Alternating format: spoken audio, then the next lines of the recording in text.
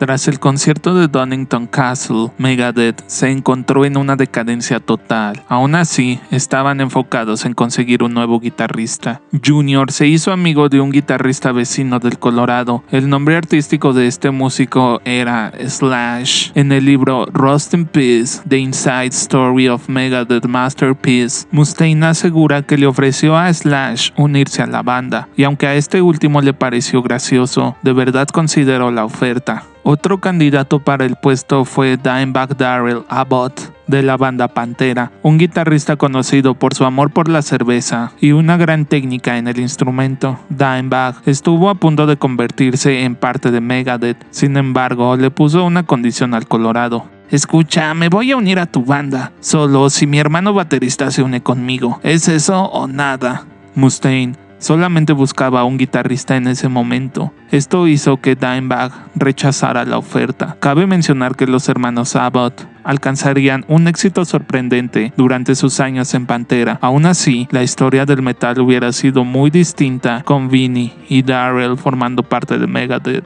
Otro guitarrista que pudo haber formado parte de Megadeth fue Jeff Waters, de Annihilator. Su estilo había cautivado al grupo, sin embargo, ni Dave ni Junior recuerdan haber siquiera invitado a Jeff a formar parte. En ese momento, los dos Daves habían adoptado una rutina llena de vicios. La música había pasado a segundo plano. Todo se había volcado en excesos, hasta que un día, Jolie Foley, novia de Junior, que posteriormente se convertiría en su esposa, encontró a Mustaine consumiendo en el departamento de Ellefson. Ella trabajaba como secretaria para McGee Entertainment, quienes se hacían cargo de la gestión de la banda. Jolie inmediatamente le contó a los presidentes de la compañía lo que estaba pasando. Sin embargo, no mencionó que su novio también estaba bien torcido, pues, según ella, si el guitarrista se rehabilitaba, de inmediato su pareja lo haría de igual modo. La administración no se iba a quedar con los brazos cruzados, así que le reservaron al vocalista un tratamiento en Scripps, La Joya, clínica localizada en San Diego. Capitol Records envió una limusina al departamento del Colorado para recogerlo. Tan pronto estuvo a bordo, quiso ir a buscar algunas sustancias antes de pasar por el baterista Chuck Beller, quien se había mostrado solidario a la causa del vocalista. Cuando ambos se encontraban en la limusina, Dave insistía en divertirse antes de recoger a Bob Timmons, especialista en rehabilitación, quien se había encargado de rehabilitar a los Motley Crue. Después de recogerlo, Mustaine comenzó a decir que tenía hambre y quería ir a Jack in the Box. Cuando llegaron al restaurante, el Colorado se encerró en el baño por media hora. Cuando salió, parecía un muerto viviente. De vuelta en la limusina, Bob disimuladamente le preguntó al Colorado: «Oye, ¿te sobró algo para mí? Ya sabes, carnal, para andar igual». Mustaine le respondió: «No sé de qué me estás hablando». Bob insistió: «Claro que sabes, porque es que de repente te ves tan cansado». «Es por la comida», contestó Dave. «Ya sabes, me dio el mal del puerco». Durante su estancia en la clínica, el Colorado conoció a una jovencita punk llena de tatuajes, quien aprovechó una trifulca para escabullirse a las calles y regresar con una buena dosis de chute que compartió con Dave. Después de haber pasado lo que le pareció una eternidad, el líder de Megadeth decidió marcharse de la clínica, llamó a su madre y se fue de aquel lugar sin el alta. Para sorpresa de nadie, el tratamiento de Mustaine en Scripps solamente duró una semana. McGee Entertainment no toleró más este comportamiento y despidió a Megadeth. Mientras tanto, David Ellefson también atravesaba por un sube y baja. Un día estaba totalmente comprometido con la rehabilitación, hacía ejercicio y se alimentaba bien. Al día siguiente se encontraba otra vez enganchado a los vicios. Justo como su novia lo sospechaba, hubiera sido más fácil para Junior superar todo esto de no ser por aquel compañero que se encargaba de arrastrarlo al consumo. A finales de los 80s e inicios de los 90s, Hollywood vivió la edad dorada de la rehabilitación. Las clínicas estaban haciendo mucho dinero tratando las adicciones de músicos de talla mundial, como Aerosmith, Motley Crue, David Crosby y Guns N' Roses. Todas estas personalidades habían tocado fondo y sabían que si seguían así, algo más que su carrera se terminaría. David, despierta, estás viviendo el sueño de millones y lo estás desperdiciando. Muchos chicos por todo el mundo desearían haber logrado lo que ustedes en Megadeth. Para colmo, tú y tu amiguito lo están tirando todo a la basura. Súbete a mi auto, nos vamos de regreso a la rehabilitación. Pero desgraciadamente, la estancia de Junior en la clínica no hizo más que enseñarle discretas maneras de consumo. Después de que el programa de 28 días terminara, Ellefson se sentía vacío. No estaba sobrio, estuvo consumiendo a escondidas todo el tiempo junto a un chico iraní que conoció. Algunas personas no lo saben, pero cada 6 meses el Colorado recibe un cheque por $5,000 gracias a las regalías de las canciones que escribió para Metallica que fueron publicadas en sus primeros 2 discos. En ese tiempo, cuando recibía este depósito, inmediatamente se lo fumaba. La situación con Chuck Beller, quien tampoco se había salvado de la decadencia de Megadeth, era otra historia. A diferencia de sus compañeros, el baterista vivía con su novia y un bebé recién nacido. Intentaba ser padre, pero había fallado. Su pareja no estaba contenta con todos los vicios que su novio había adoptado gracias a sus amiguitos en la banda. Un día, la chica se hartó de todo, hizo las maletas, tomó a su bebé y regresó con sus padres a Connecticut. Beller quedó destrozado, cayó en una profunda depresión y comenzó a vender su batería pieza por pieza. Una tarde, un Mustaine en un mal estado se presentó a su departamento. Después de una charla y de un chute, Dave se marchó. Tras esa visita, Chuck regresó a Detroit. No le avisó a nadie, solamente se fue. Sorpresivamente, fue Gar Samuelson el que le dio la noticia sobre su reemplazo en Megadeth. No era ni más ni menos que aquel que fue su técnico de batería.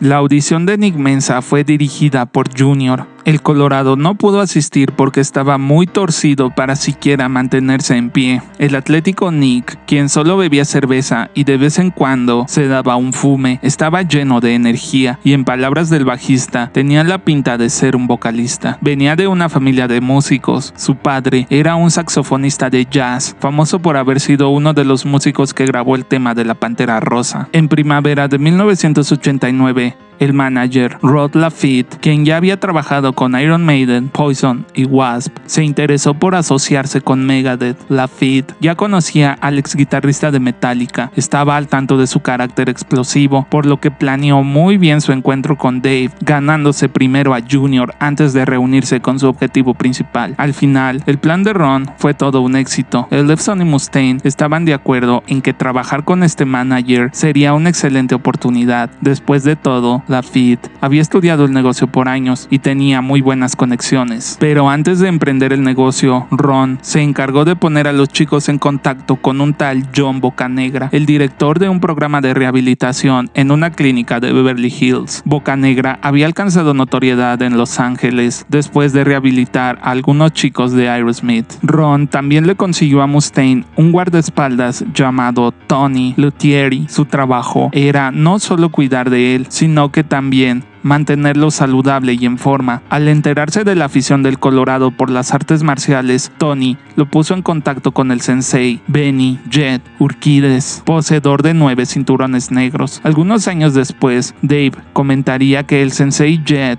de cierto modo, salvó su vida. Luthieri también se encargó de alejar a todas aquellas personas viciosas que siempre estaban detrás del vocalista. Pero no todo fue así de sencillo. El guardaespaldas confiesa que al principio Mustaine era muy difícil. Poco a poco el Colorado fue cooperando, escribiendo cada vez más música y asistiendo a sus rehabilitaciones puntualmente. En parte, tenía la presión de la disquera. Ellos le habían advertido que si no se encontraba trabajando en algo, echarían a Megadeth. Desafortunadamente, cuando le daban la espalda a Dave, se encargaba de consumir una dosis discreta de su sustancia favorita. Por otra parte, Randall Kurtz, un músico que estudiaba bajo en el Musician Institute, fue quien se encargó de Junior.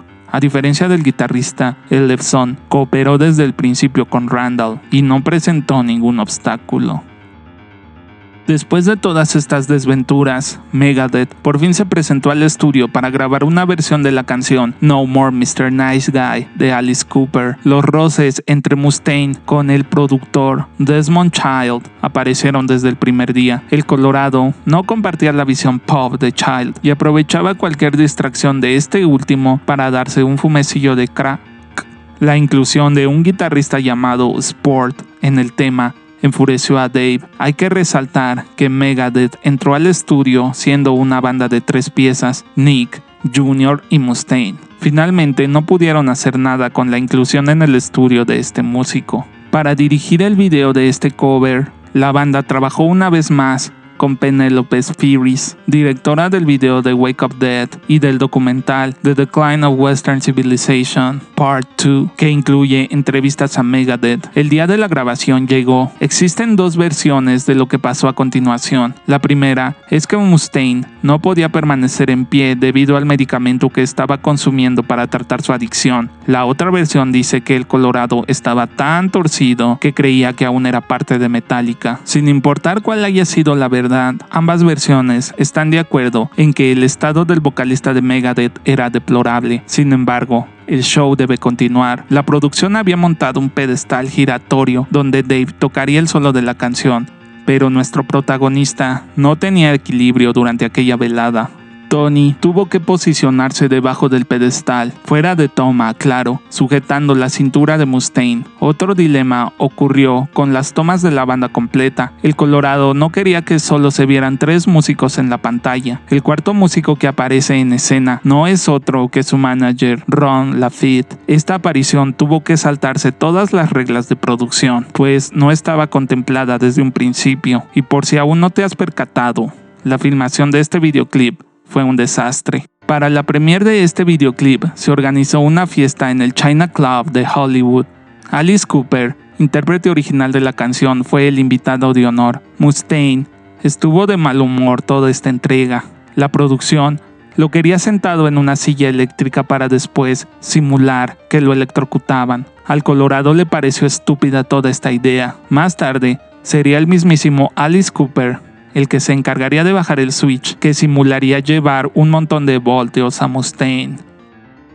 Con Nick limpio y totalmente comprometido con la banda, Megadeth no tuvo otra que comenzar a componer música. Fue en este punto donde el guitarrista retomó la idea que estuvo rebotando dentro de su cabeza por mucho tiempo. Se trataba de una letra sobre vida en otras partes del universo. Esa fue la semilla que se convirtió en Hangar 18. Otro día, el Colorado se encontró con un sticker bastante peculiar que decía algo así como que todas tus armas nucleares se oxiden en paz. Le pareció interesante todo eso. Quizás podría sacar una idea de aquella frase. Mustaine comenzó a sentir admiración por el director de su programa de rehabilitación, John Bocanegra, quien en otra vida había sido un ladrón de bancos. Según Dave, encontraba todo eso fascinante. El hecho de que Bocanegra se pareciera a Pancho Villa solamente hizo que encontrara más deleite en aquellas historias. John había decidido cambiar su vida después de su rehabilitación, entonces se dio cuenta de que también podía ayudar a otras personas a enderezar su existencia. El Colorado decidió hacer todo lo que estaba en sus manos para que todo en su alrededor tuviera buena vibra, sin nada que pudiera hacerle recaer, por más pequeño que fuera el indicio. Un día, Nick se presentó al ensayo vistiendo una playera con el logotipo de una famosa cervecería. El vocalista le dijo: "No puedes ponerte eso, vas a hacer que recaiga, quítatelo, quítatelo". El bajista asegura que el baterista no tenía la culpa. Mensa no tenía ninguna adicción fuerte, pero el líder había hablado. Esa playera tuvo que irse. Según Junior, el representante de la banda se le acercó un día y le dijo que si no se mantenía limpio sería expulsado de la banda, que no era nada personal, pero Mustaine le había pedido que se lo dijera. El bajista seguía luchando por mantenerse sobrio, pero había algo más. Ellefson se acababa de mudar a un nuevo departamento. Aquel lugar tenía algo extraño, una vibra que no lo hacía sentir en casa. David sentía como si alguien lo mirara todo el tiempo, incluso mientras dormía. Un día, Nick lo visitó. El baterista era extrovertido, entonces mientras subía por las escaleras del edificio, se topó con algunas chicas con las que entabló una conversación. "Vengo a ver a mi amigo, vive en el piso de arriba. ¿Ya lo conocen?" Para nada, deberías decirle a tu amigo que un veterano de Vietnam se voló los sesos ahí dentro, contestó una de ellas. Un par de días después, el Colorado se presentó en el departamento de Junior. El guitarrista le dijo: "Yo sé algo de brujería, Junior. Las vibraciones de este lugar me indican que es peligroso. Deberías mudarte de aquí si es que quieres vivir". El bajista hizo sus maletas y se mudó de inmediato. Un acontecimiento muy importante en la vida del líder de Megadeth estaba por ocurrir. Una noche, el Colorado y algunos de sus amigos fueron a un club. Ahí dentro, Dave se percató de una chica que le pareció muy atractiva. Entonces le pidió a uno de sus chicos que se acercara a ella y le dijera algo así como: aquel pelirrojo quiere conocerte. Aquel colega cumplió con el encargo. Entonces la chica le contestó: ¿Y qué? ¿Aquel tipo no tiene piernas para venir él mismo a hablar conmigo? Finalmente, el Colorado se acercó a ella y arregló una cita para que ambos comieran un almuerzo al día siguiente. Mustaine no sabía que esa chica había dejado la bebida y atravesaba por algunos trastornos alimenticios. Tampoco sabía que ella no podía darse el lujo de rechazar a alguien que le invitara a comer, y mucho menos imaginaba que aquella mujer se convertiría en su compañera para el resto de su vida. Cuando la banda por fin empezó a audicionar el puesto de un nuevo guitarrista, apareció un chico bastante desalineado que alegaba haber escrito la canción Wake Up Dead antes de que Megadeth se la robara. Así como apareció, este muchachito desapareció. Fue muy extraño. Mustaine se encargó de contactar a Chris Poland, el guitarrista original de la banda, que grabó en los primeros 2 álbumes. Dave le pidió ayuda al guitarrista. Poland se presentó al estudio y contribuyó con algunos solos para un demo. Junior pudo percibir cómo Chris se sentía incómodo durante este tiempo. A diferencia de Poland, quien se encontraba limpio y libre de adicciones, los fundadores de Megadeth seguían arrastrando adicciones. Si bien estaban luchando por enderezarse, aún les faltaba mucho que enfrentar.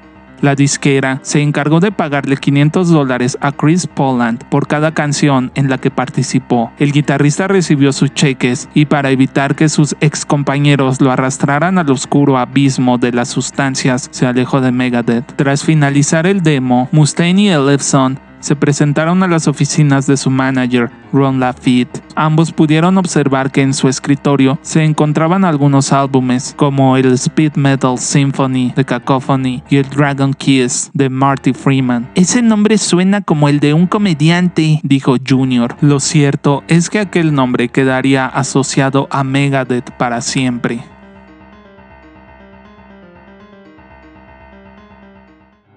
Gracias por llegar al final. No olvides dar like y suscribirte. Que tengas buen día.